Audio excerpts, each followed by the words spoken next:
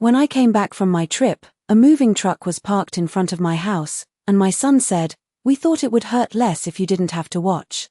I stood at the end of the driveway for a few seconds, gripping the handle of my suitcase while the late afternoon wind tugged softly at my coat. The maple tree beside the porch swayed gently, scattering red leaves across the lawn I had spent 34 years taking care of. For one strange moment, I honestly thought the movers had the wrong address. Then I saw my dining room chairs stacked near the garage. My grandmother's china cabinet was wrapped in grey moving blankets. And sitting beside the curb was the blue ceramic planter my husband Richard had bought me during our 20th anniversary trip to Charleston. One of the movers walked past me carrying a box labeled master bedroom. My stomach tightened. "Excuse me," I said quietly. "What exactly is happening here?" The young man looked uncomfortable. He glanced toward the front door instead of answering. That was when I saw my son standing on the porch. Daniel looked older than 41 in that moment. Not older in years. Older in guilt. His shoulders were stiff beneath his navy sweater, and he kept rubbing the back of his neck the same way he used to when he got caught lying as a little boy. Behind him stood Vanessa, perfectly composed in cream-colored pants and a fitted beige coat, her arms folded neatly across her chest like she was supervising a hotel renovation instead of dismantling her mother-in-law's life. "Mom," Daniel said finally, walking down one step but no farther. "You're home early." Home. The word sounded strange coming from him. I looked at the truck again. Half my furniture was already inside. "What is this?" I asked. My voice came out calmer than I expected. Vanessa answered before Daniel could. "We thought it would be easier this way, Eleanor." Easier. I stared at her for a moment, trying to understand how someone could say something so cruel in such a gentle tone. "Easier for who?" She smiled politely, but it never reached her eyes. "For everyone." A cold feeling moved slowly through my chest. Not panic. Not even anger yet. Just the terrible realization that this had been planned carefully. Quietly. While I was gone visiting my cousin in Arizona for 5 days, my own son had emptied my house. Daniel stepped toward me then, finally meeting my eyes for half a second before looking away again. "Mom, we were going to explain everything tonight." "Explain what?" I asked. "Why my belongings are sitting on the lawn." He exhaled heavily. "The house is too much for you now." I almost laughed at that. 3 weeks earlier, I had climbed onto the roof myself to clean the gutters because Daniel said he was too busy to help. "Too much for me," I repeated softly. Vanessa walked down the porch steps carefully in her expensive leather boots. "You've been alone ever since your father passed, Eleanor. Daniel and I think it's time for a simpler arrangement." Simpler arrangement. People always used soft words when they were about to do something hard-hearted. I looked past them toward the front door. The brass welcome sign Richard installed 20 years ago was gone. So were the flower pots beside the entrance. Even the curtains in the front window had been replaced. The house looked unfamiliar already. Like it had started forgetting me before I even came home.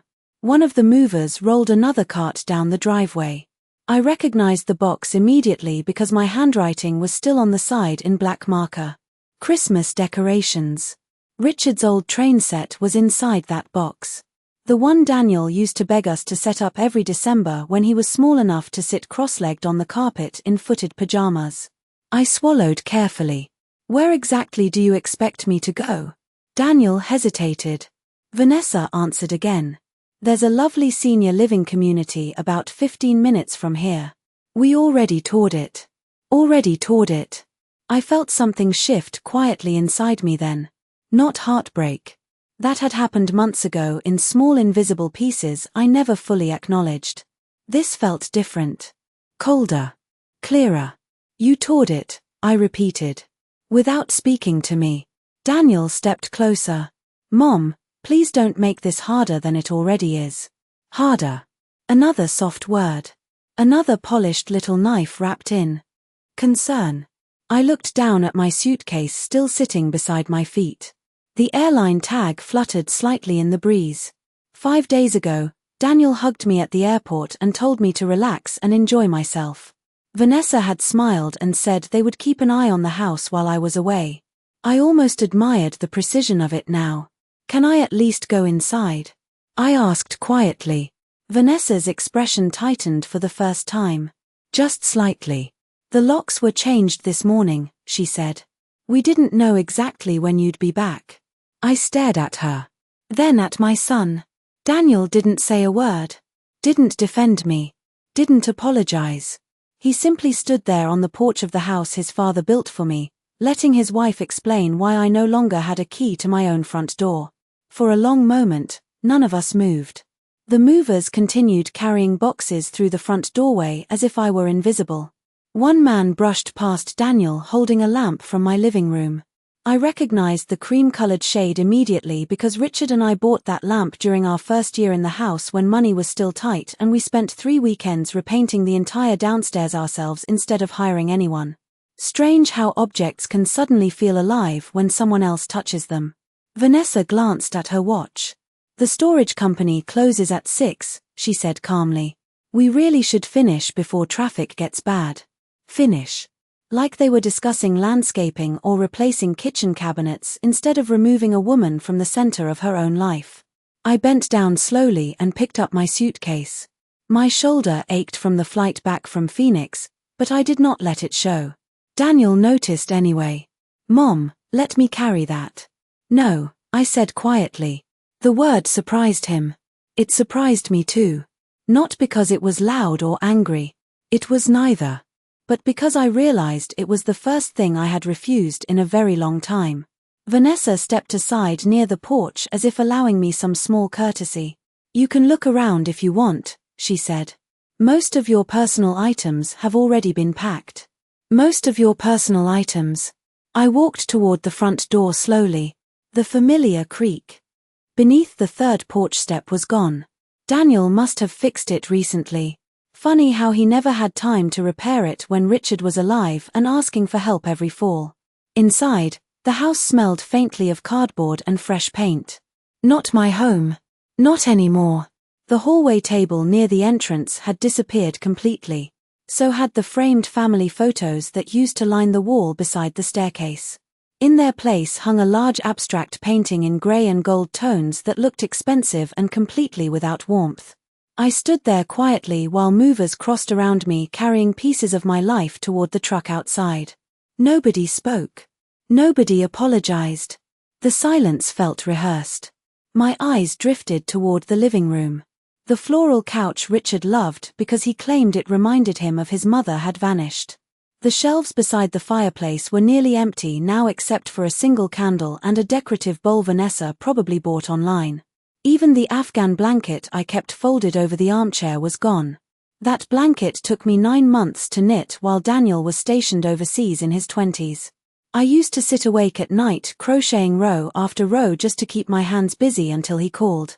We donated some things already, Vanessa said from behind me. There was just too much clutter. Clutter. I looked at her then. Really looked at her.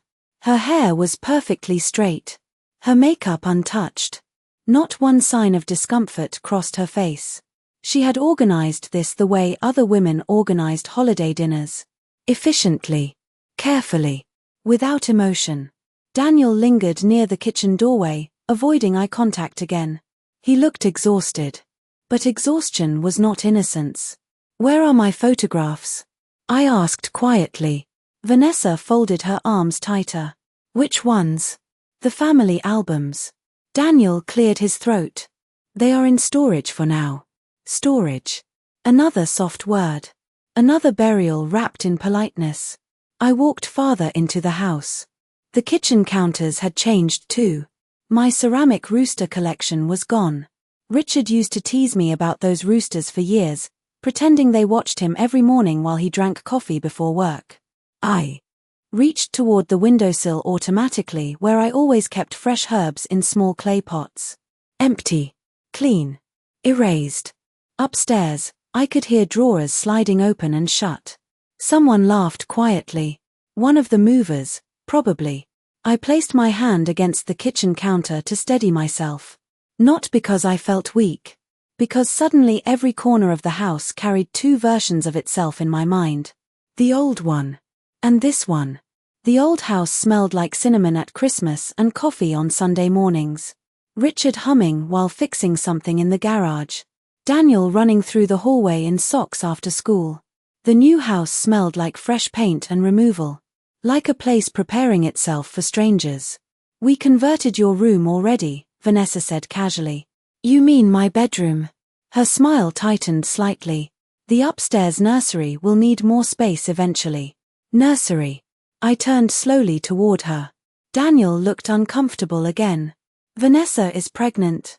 Neither of them answered right away. Then Daniel nodded once. "We were going to tell you next month." I stared at my son for several seconds. A grandchild. And they planned to tell me after they removed me from the house. Something inside me went very still then. Still enough to finally hear the truth clearly beneath all their careful language. This was never about helping me. This was about making room for the life they wanted without me inside it. I glanced toward the back hallway where Richard used to hang his coat every evening after work. The hook was empty now. Everything was empty now. And somehow that hurt more than the boxes sitting on the lawn. The sun had almost disappeared by the time the movers finished loading the truck. The driveway looked hollow without my furniture scattered across it. Empty patches remained on the concrete where boxes had sat for hours, darker than the rest of the pavement from the afternoon heat. I stood near the kitchen window while Daniel signed paperwork outside. Vanessa walked through the house holding a tablet, checking items off calmly as though she were managing inventory for a department store. Every now and then she adjusted a throw pillow or straightened a decorative vase. Small touches. Little claims of ownership. I noticed she had already replaced the hand towels in the downstairs bathroom. White linen now instead of the pale blue ones I bought years ago because Richard liked the color. The realization settled heavily inside me. This had not happened suddenly. They had been changing the house piece by piece long before I left for Arizona. I simply had not wanted to see it. I walked slowly toward the staircase. The upstairs hallway felt colder than usual. My bedroom door stood open. Or what used to be my bedroom. The floral wallpaper I chose 22 years earlier was gone beneath fresh cream paint. The quilt Richard's mother stitched for us when we got married had disappeared from the bed entirely. Even the mattress was missing now, leaving pale square marks in the carpet where the frame used to stand.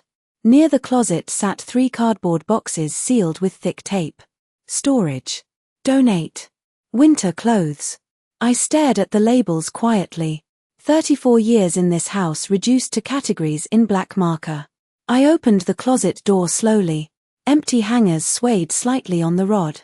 That soft plastic clicking sound nearly broke something inside me because I remembered another sound layered over it from years ago. Daniel laughing while hiding in this same closet during thunderstorms when he was 6 years old. Richard lifting him into his arms afterward and carrying him downstairs for hot chocolate. The memories came in strange flashes now. Not dramatic. Just painfully ordinary. Sunday pancakes. Christmas wrapping paper on the floor. Wet boots near the back door after snowstorms. All those small moments that build a family without anyone noticing until it disappears. I sat carefully on the edge of one sealed box. Through the window I could see the moving truck pulling away from the curb. Its red brake lights glowed briefly before turning the corner and vanishing completely. My life leaving the driveway one truckload at a time. A soft knock sounded behind me. Martha Green stood in the doorway holding a foil-covered casserole dish against her chest.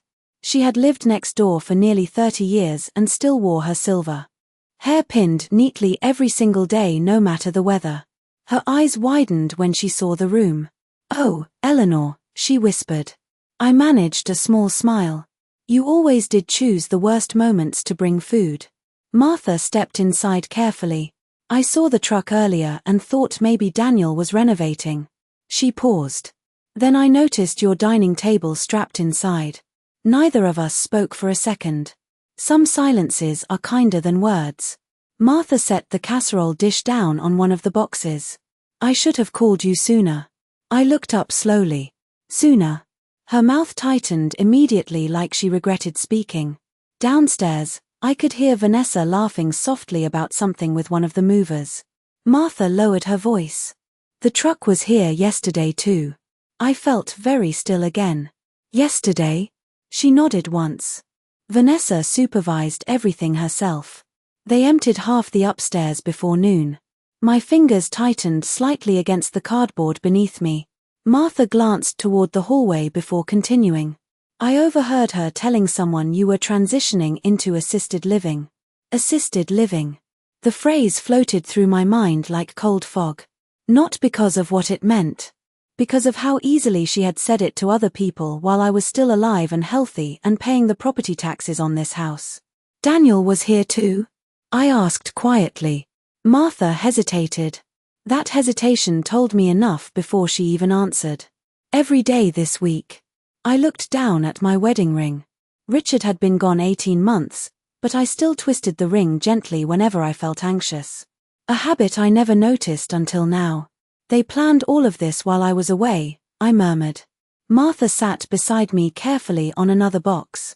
I do not think your son realizes how cruel this looks. I almost smiled at that. No, I said softly. I think he realizes exactly how cruel it looks. He just decided he could live with it. Downstairs, I heard Vanessa calling Daniel into the kitchen to look at paint samples. Paint samples. They were already discussing colors while my clothes still sat boxed in the hallway. Martha reached over and squeezed my hand gently. You can stay with me tonight if you want. I nodded politely, but my mind had already drifted somewhere else entirely. Not toward sadness anymore. Toward memory. Because suddenly I remembered something Richard said 3 months before he died while we sat together at this very window watching snow fall across the backyard. He had looked unusually serious that night. If anything ever feels wrong after I am gone, he told me quietly, promise me you will not trust appearances. At the time I thought he meant grief. I was beginning to realize he may have meant something else entirely. That night, I did not sleep. Martha prepared the guest room for me with clean white sheets and a small lamp beside the bed, but the moment I closed my eyes, I kept seeing cardboard boxes lined across my hallway like silent gravestones. Around midnight, I walked quietly into Martha's kitchen and poured myself a glass of water. The digital clock above her microwave glowed 12:17 in pale green numbers. Outside, rain tapped softly against the windows. I stood there in silence, staring into the dark backyard while Richard's words repeated themselves in my mind again and again. If anything ever feels wrong after I am gone, promise me you will not trust appearances. At the time, I thought he was being overly cautious. Richard had always handled the financial side of our life together. Insurance policies, investments, tax records. Even after Daniel became an adult, Richard never liked discussing money openly around him. Not because he distrusted our son. At least that is what I used to believe. I wrapped both hands around the glass and suddenly remembered something else. About 6 months before Richard passed, I walked into his home office unexpectedly and found him closing a folder very quickly. I teased him at the time, asking if he was hiding secret millions from me. He smiled, but there was tension behind it. I am just organizing things, he said quietly. In case people change after I am gone. People change after I am gone. Back then I laughed because the idea felt impossible. Daniel was our only child. Richard adored him. We both did. Even after Daniel married Vanessa and slowly drifted into her polished little world of expensive brunches and carefully curated dinner parties, Richard still defended him constantly. Marriage changes people, he would say whenever I mentioned how distant Daniel had become. Give him time. But time had not softened anything. It had simply revealed it more clearly. Around 7 the next morning, Martha found me sitting at her kitchen table still wearing the same sweater from the day before. You have not slept at all, she said gently. I shook my head. The rain had stopped overnight, leaving the neighborhood wrapped in cold gray fog. Martha placed a plate of toast in front of me, but neither of us touched it. What are you going to do? She asked carefully. I looked down at my coffee cup. I am not sure yet.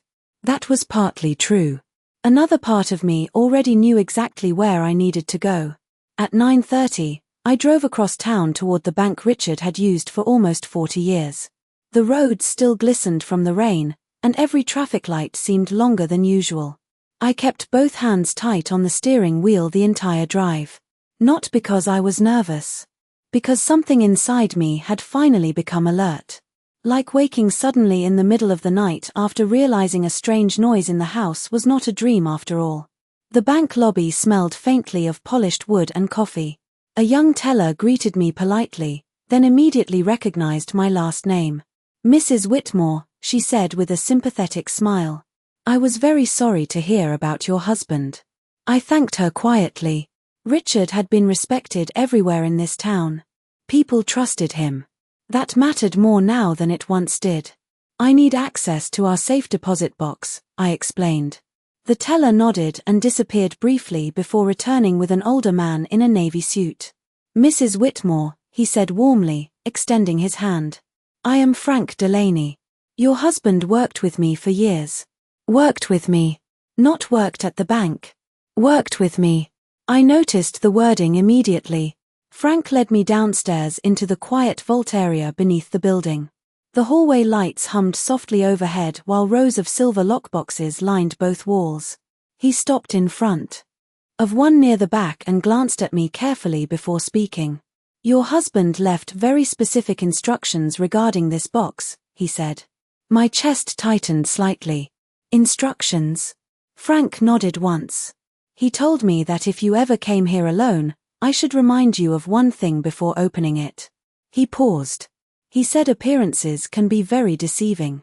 I stared at him without speaking. The exact same phrase. Frank inserted his key into the lock while I slid mine beside it with slightly trembling fingers. The metal door clicked open quietly. Inside rested several folders, a sealed envelope with my name written in Richard's handwriting, and a small brass key taped carefully to the top file.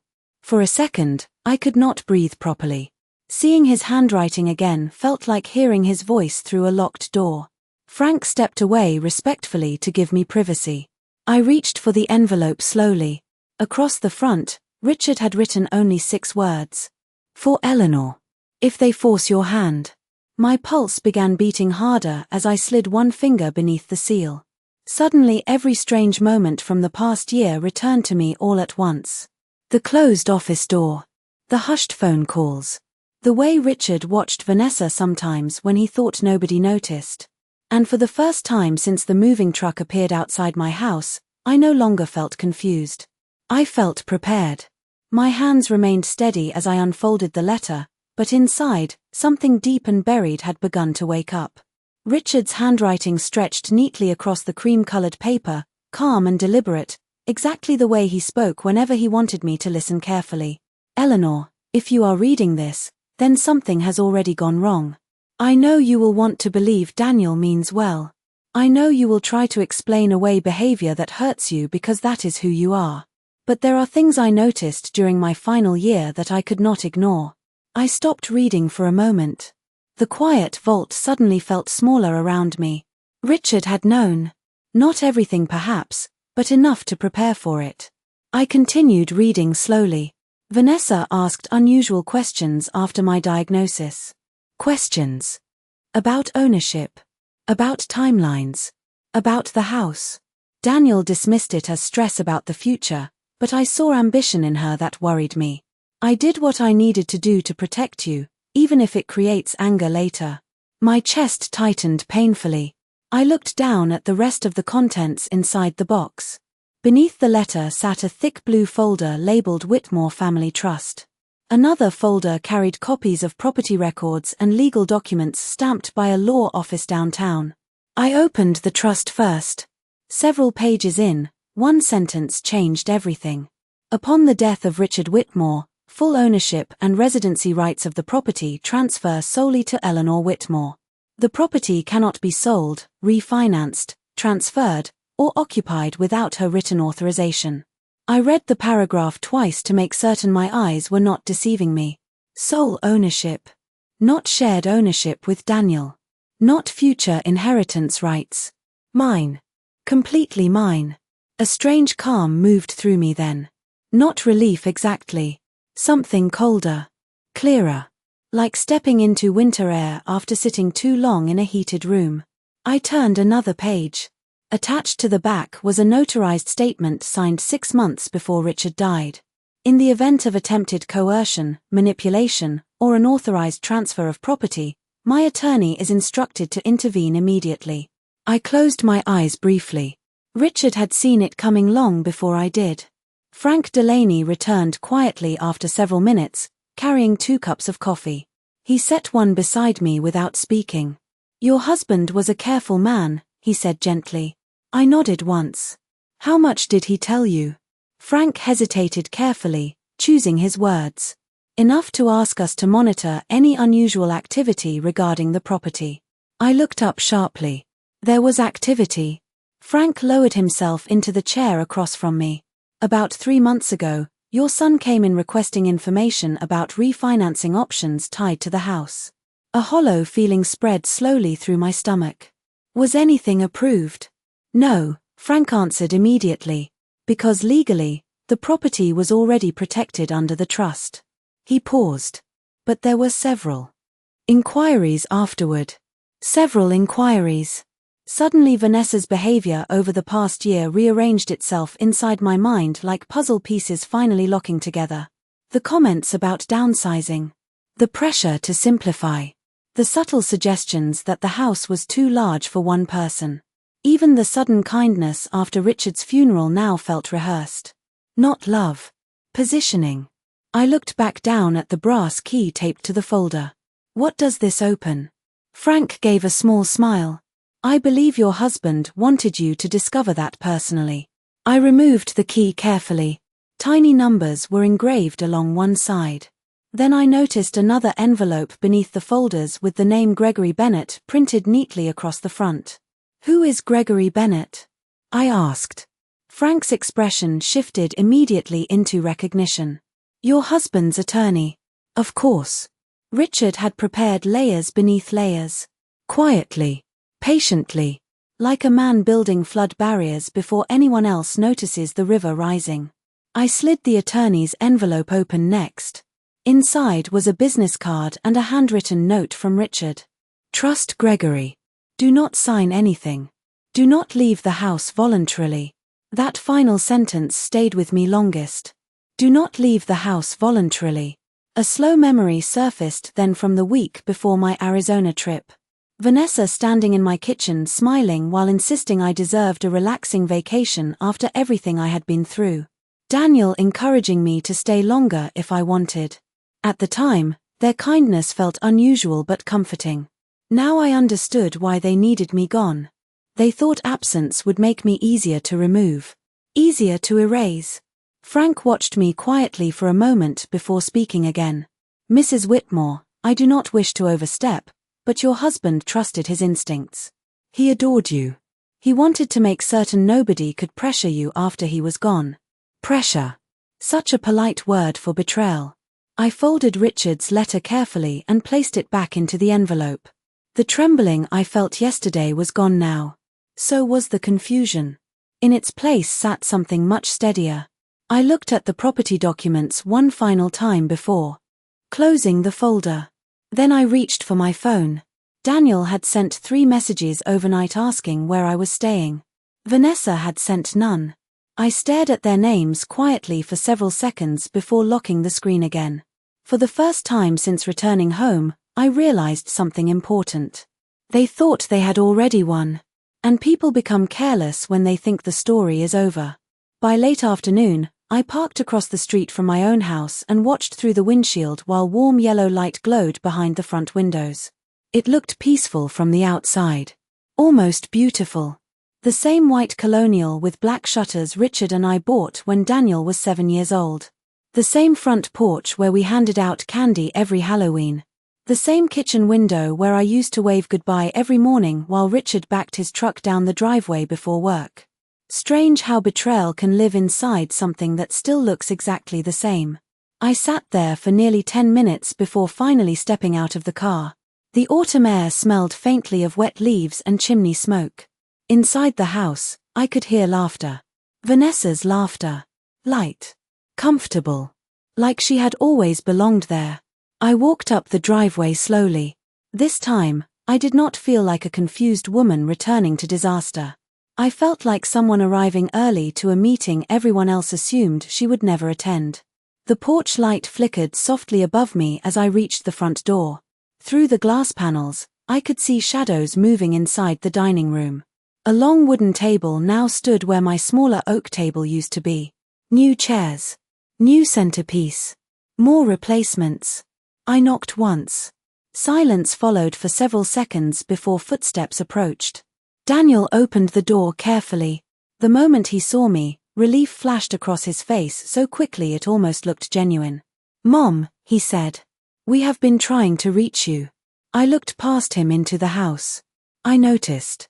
His eyes searched mine uncertainly, probably expecting tears or accusations. Instead, I handed him my coat calmly. "I thought we should have dinner," I said quietly. Confusion crossed his expression immediately. Behind him, Vanessa appeared near the hallway wearing soft cream-colored cashmere and a polite smile that never touched her eyes. "Eleanor," she said smoothly. "We were worried." No, they were not. Worried people do not change locks while someone is away. Worried people do not label another woman's belongings for donation before she has even returned home. But I simply nodded and stepped inside. The house smelled different now. Rosemary chicken. Vanilla candles. Fresh paint underneath it all. I removed my shoes near the entrance automatically before realizing the woven basket Richard used to keep there was gone too. Every trace of him disappearing room by room. Vanessa gestured toward the dining room. "Dinner is almost ready." I walked in slowly. The room looked staged. Candles lit. Cloth napkins folded carefully. Wine glasses polished. It reminded me of those model homes realtors prepare before open houses. Beautiful. Lifeless. My eyes drifted toward the far wall where Richard's favorite landscape painting used to hang. In its place now sat a massive gold-framed mirror reflecting the candlelight across the room. Vanessa followed my gaze. "We wanted something brighter," she explained casually. "Wanted. Not discussed. Not considered. Just wanted." Daniel pulled out a chair for me awkwardly. "Mom, we know this transition has been difficult." Transition. Another polished word wrapped around cruelty. I sat down quietly without responding. Vanessa poured wine into everyone's glasses except mine. "I was not sure whether you still drink red," she said with a gentle smile. I looked at the bottle. Cabernet Sauvignon. Richard's favorite. "I do," I answered softly. A flicker passed through Daniel's face then. Guilt again. Good. Let it sit beside him a while. Dinner began with small meaningless conversation. Traffic. Weather. The baby. Vanessa touched her stomach occasionally while describing nursery colors and furniture ideas. Pale green walls. White shelving. Hand-painted stars on the ceiling. She spoke about the future with complete confidence, as though the house already belonged entirely to her. Daniel nodded along quietly while cutting his food. Into careful pieces. I noticed he barely ate anything himself. Every now and then his eyes drifted toward me like he was waiting for an explosion that never came. That unsettled him more than anger would have. Finally Vanessa set down her fork and folded her hands neatly together. "We should discuss practical arrangements," she said gently. There it was. The real dinner. I visited the senior community again this morning. They have a lovely garden courtyard and transportation services. I took a slow sip of water before answering. That was thoughtful. She blinked once, clearly expecting resistance. "You would not have to worry about maintenance anymore," she continued carefully. "And once the baby arrives, the house will honestly feel crowded." Crowded. I looked around the dining room quietly. At the new chairs. The unfamiliar candles. The expensive centerpiece replacing the ceramic bowl Richard made during a pottery class years ago just to make me laugh. They had already redesigned the emotional landscape of the house before removing me physically. That realization no longer hurt. It educated me. Daniel finally spoke again. "Mom, nobody is trying to push you out." I turned toward him slowly. Then why was my bedroom emptied while I was in Arizona? Silence settled instantly across the table. Vanessa reached for her wine glass first. We believed it would make the process emotionally easier. Easier. Always easier. I studied both of them carefully then. The nervous shifting in Daniel's shoulders. The controlled calm in Vanessa's posture. Neither of them knew what Richard left behind. Neither of them realized the woman sitting quietly across from them was no longer unprepared. And for the first time since walking back into this house, I understood something very clearly. Silence can terrify people far more than shouting ever will. The rest of dinner passed beneath a layer of strained politeness so thin it almost sounded fragile. Silverware touched plates softly. Vanessa continued speaking about baby furniture and renovation plans while Daniel avoided looking directly at either of us for too long. Every few minutes, I noticed his hand trembling slightly whenever he reached for his water glass. He knew something felt wrong now. He simply did not know what. Outside, rain began tapping lightly against the dining room windows again. The soft sound filled the spaces between our conversations. I sat quietly listening to it while Vanessa described tearing out the upstairs carpeting before the baby arrived. The old floors carried too much dust, she explained casually. Old floors. Old furniture. Old routines. Old woman. Everything connected to me had slowly become something temporary in her mind. Disposable. When dinner finally ended, Daniel stood and began collecting plates automatically. I remembered teaching him that habit after Richard worked late shifts for almost 2 years when Daniel was young. We used to clean the kitchen together while music played softly on the radio. He could barely reach the sink back then. Strange how motherhood survives even inside disappointment. Leave those, Vanessa told him gently. I can handle it. But Daniel kept stacking plates anyway, perhaps grateful for an excuse to leave the table. Vanessa watched him disappear into the kitchen before turning back toward me with that same controlled smile. I know this adjustment feels sudden, she said carefully. But eventually you will understand we are trying to build stability for the baby. I folded my napkin neatly beside my plate. And removing me from my home creates stability. Her expression barely shifted. It creates practicality. There it was again. Practicality. Another elegant word people use when they no longer wish to feel guilty. Before I could answer, the doorbell rang. The sound cut through the room sharply enough that even Vanessa looked surprised. Daniel reappeared from the kitchen wiping his hands with a dish towel. Are we expecting someone? He asked. Vanessa frowned slightly. No, the bell rang again. Calm. Precise. Not impatient. Something inside me settled even further. I already knew who it was before Daniel reached the front door. Through the dining room opening, I watched him pause after pulling it open. A man stood outside holding a dark umbrella against the rain. Mid-60s perhaps. Grey coat. Leather briefcase. Calm posture. Gregory Bennett. Richard's attorney. Daniel glanced back toward us immediately, confused. Mom. I rose slowly from my chair. Please let him in. Gregory stepped inside carefully, removing rain droplets from his coat sleeve with one hand. His eyes found mine first. Mrs. Whitmore. I nodded once. Thank you for coming. Vanessa remained seated, though I noticed the tension gathering around her mouth now. What exactly is this? She asked lightly. Gregory turned politely toward her. Gregory Bennett. I represented Richard Whitmore for over 20 years. The room changed after that sentence. Not dramatically. Quietly. Like temperature dropping before snowfall. Daniel looked between us uncertainly. Mom, why is Dad's attorney here? I met his eyes calmly for the first time all evening. Because your father anticipated certain problems. Silence followed immediately. Gregory placed his briefcase carefully on the dining room table and removed several folders. The sound of paper sliding across polished wood suddenly felt louder than the rain outside.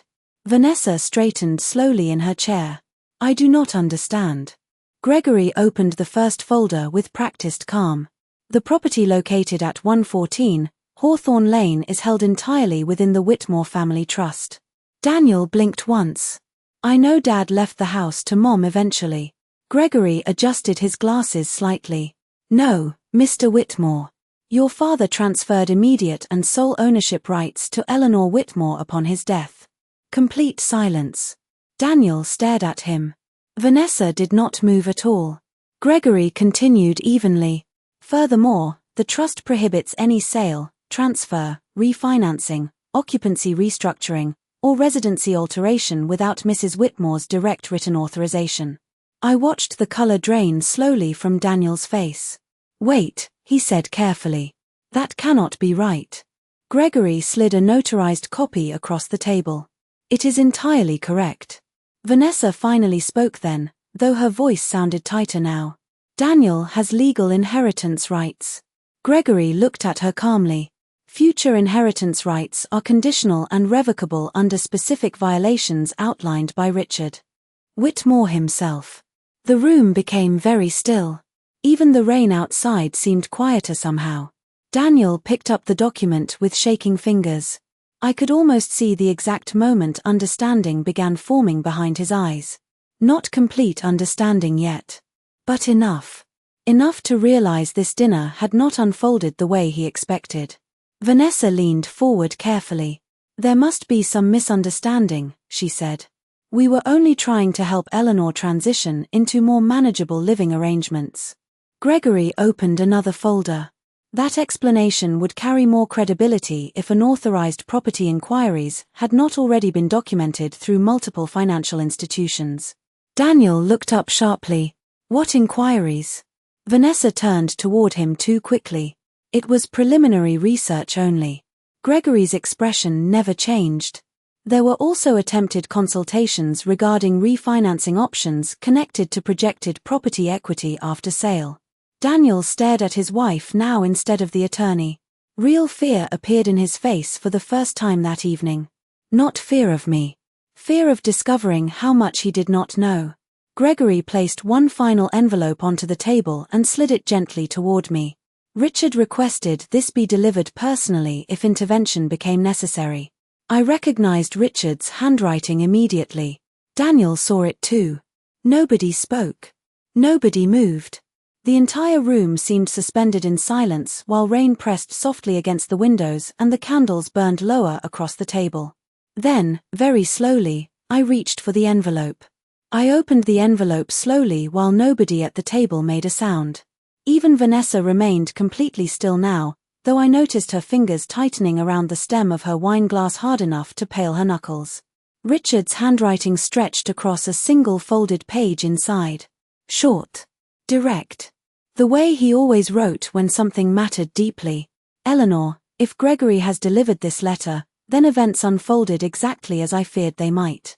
First, understand this clearly. You did nothing wrong by loving your family fully. Trust is not weakness. But some people mistake kindness for permission.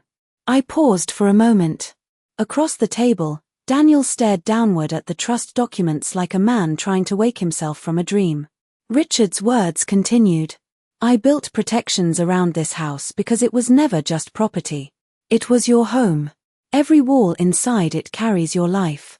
Do not surrender it simply because someone else becomes impatient with your existence.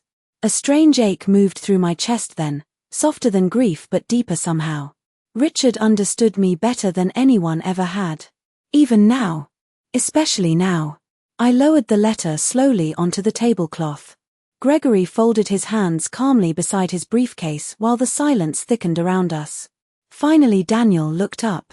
Mom, he said quietly, why did Dad never tell me any of this? His voice sounded smaller than I had ever heard it before. Gregory answered before I could. Because your father believed conversations about inheritance can alter people's behavior. Vanessa straightened immediately. That is unfair. Gregory's expression remained polite. Is it? The single word landed softly but heavily enough that even Daniel looked unsettled. Vanessa placed her wine glass down carefully. We were trying to prepare for the future. Eleanor cannot maintain this house forever. That decision belongs to Eleanor, Gregory replied calmly. Not to either of you. The candles on the dining table flickered gently as another gust of rain brushed the windows outside. I watched Vanessa carefully then. For the first time since I returned home, the perfect control in her expression had begun slipping around the edges. Not dramatically. Tiny fractures only visible if someone knew where to look. Daniel rubbed both hands across his face slowly. "Vanessa," he murmured, "you told me the refinance discussions were hypothetical." She turned toward him quickly. "They were." Gregory opened another document from his folder. There was also a preliminary consultation regarding projected sale value after post-renovation upgrades. Daniel stared at her. "Sale value?" Vanessa exhaled sharply now, frustration finally replacing composure.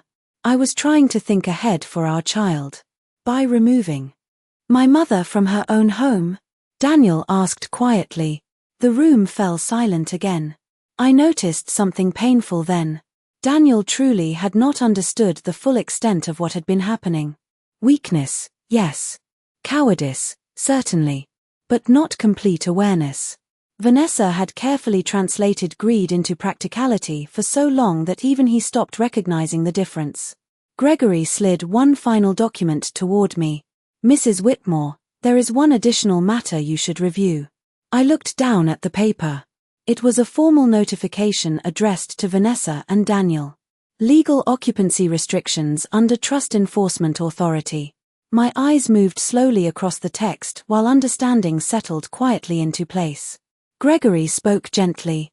Under the trust terms, any resident acting against the direct interests of the property holder may be formally removed from occupancy rights. Daniel blinked in confusion. Then realization hit him all at once. "Wait," he said slowly. "You mean us?" Gregory nodded once. Vanessa stood abruptly from the table. "This is insane." Her chair scraped sharply across the hardwood floor. "I am carrying his grandchild." Gregory's tone never changed. "That does not alter property law." She looked toward me then for the first time all evening with something no longer hidden behind politeness. Anger. Real anger. "You are actually going to do this?" she asked. I met her eyes calmly. "Do what?" "Throw us out." The irony nearly made me smile. Yesterday, my belongings sat boxed in the driveway while she discussed assisted living communities over rosemary chicken and candlelight. Now suddenly removal from a home sounded cruel. Daniel leaned heavily against the table, exhausted. "Vanessa," he whispered, "did you know about the trust?" She hesitated. Too long. His face changed after that. Not dramatically. Just enough for me to see something collapse quietly inside him. Trust perhaps. Or illusion. I knew there were protections, she admitted carefully.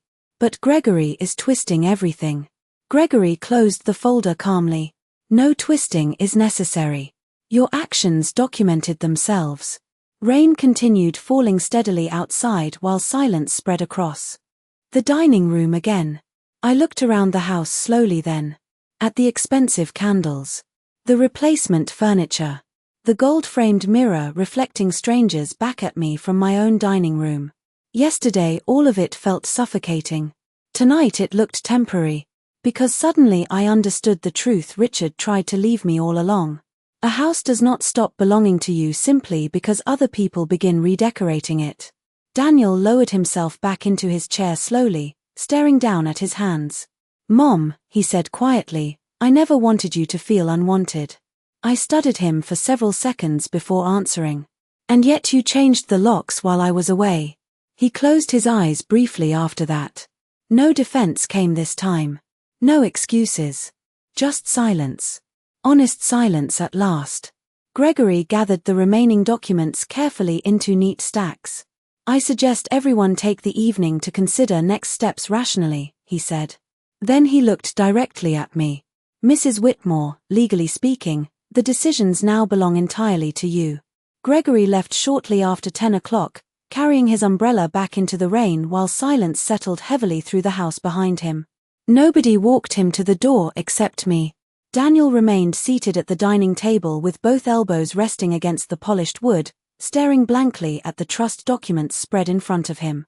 Vanessa stood near the kitchen island with her arms folded tightly across her chest, her composure finally cracked enough to reveal exhaustion underneath. The moment the front door closed behind Gregory, the house felt different. Not warmer. Not calmer. Honest.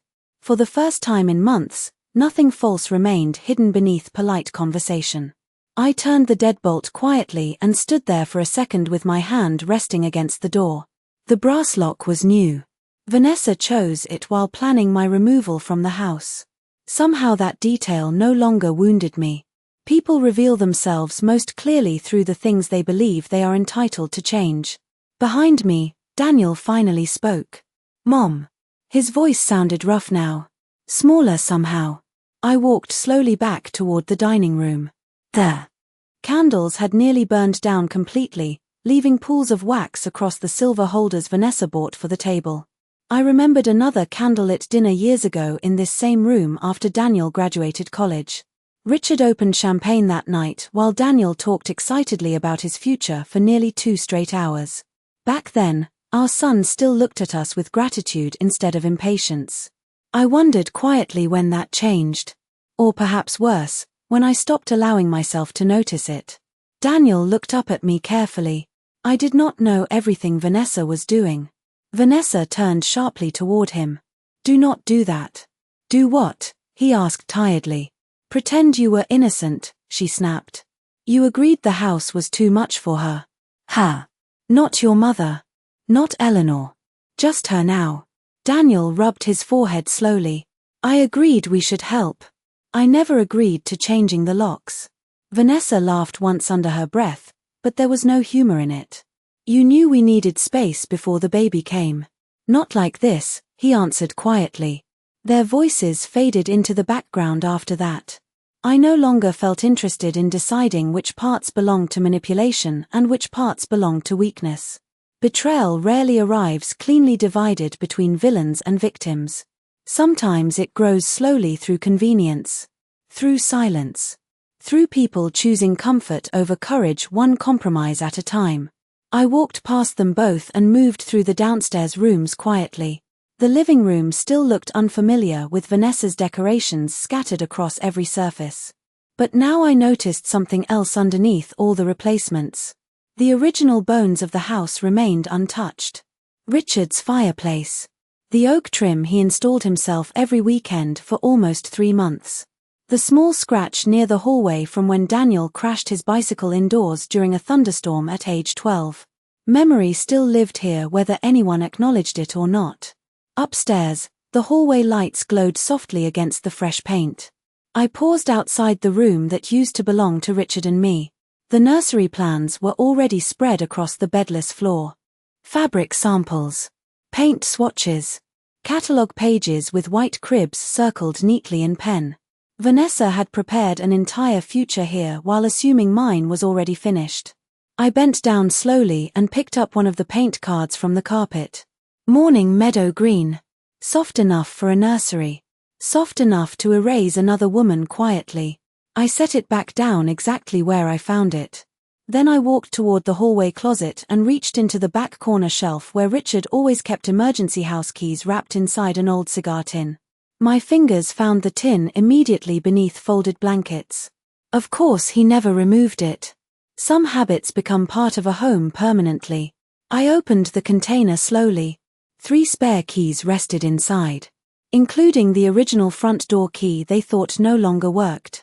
A small smile touched my face before disappearing again.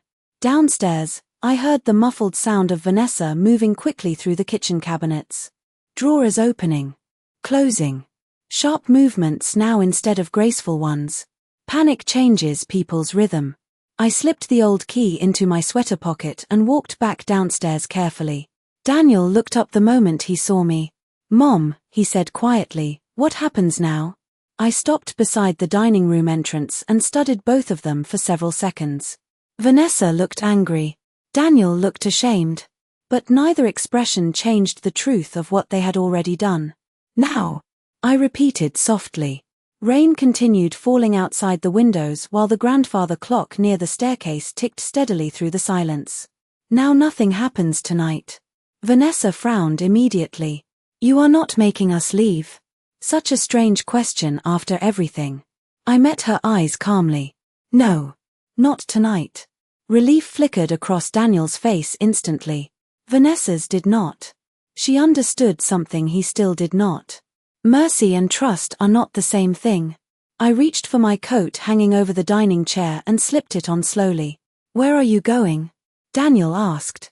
"Home," I answered. Confusion crossed his face again until I removed the small brass key from my pocket and held it gently between my fingers.